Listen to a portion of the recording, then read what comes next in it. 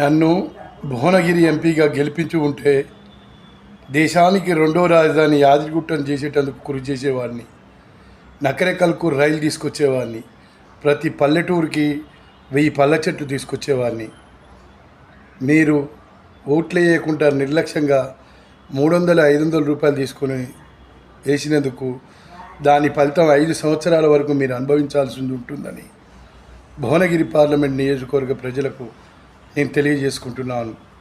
2612 ఓట్లు వేసినటువంటి భువనగిరి పార్లమెంటు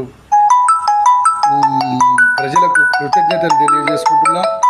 అలాగే రానున్నటువంటి ముందు కాలంలో ఉద్యమాలు చేసి మీకు కావాల్సిన హక్కుల మీద పోరాటం చేస్తా అని మీ యాదగిరి రాజయోగి